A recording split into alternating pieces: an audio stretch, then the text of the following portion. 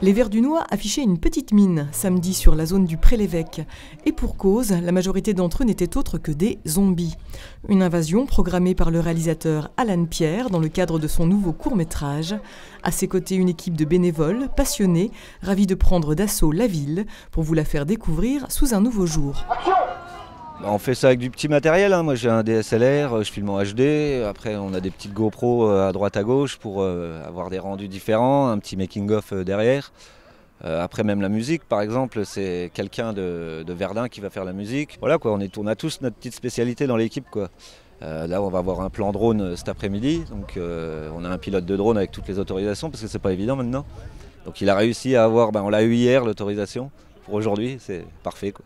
Réunis grâce aux réseaux sociaux, les figurants ont répondu en nombre à l'appel du réalisateur. Et pour incarner le parfait zombie, à chacun son système D. Du PQ, du latex et un petit peu de couleur. On a fait du faux sang, donc on a pris du miel, du chocolat liquide et on a rajouté du coulis de framboise. Donc voilà, ça fait un sacré mix. Et puis après, on se débrouille avec les moyens du bord, entre coller du papier toilette et tout ça. Et voilà, on fait comme on peut. Ce qui m'a plu vraiment dans l'horreur, c'était les premiers maquillages en fait. Les films comme Frankenstein ou avec Boris Karloff ou La Momie ou les films avec Bela Lugosi. J'adorais vraiment les maquillages où il n'y avait pas tout ce qui était effets spéciaux en fait. Donc je trouvais ça génial. Tout ce qui était mis en œuvre. Avec un tel tournage aux allures d'événement, Alan Pierre offre à chacun, enfant comme adulte, toute profession confondue, d'entrer dans la peau de personnages, de s'amuser et qui plus est de faire vivre la ville. C'est juste pour pouvoir s'amuser, participer au délire verdunois. C'est pas courant, donc pour l'instant il y a une belle initiative qui a été prise, donc j'y participe.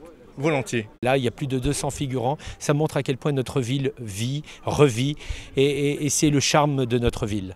Conçu davantage comme un court-métrage musical, le film sera diffusé en salle au cours du mois d'octobre, avant d'être visible sur l'ensemble des réseaux sociaux le soir d'Halloween.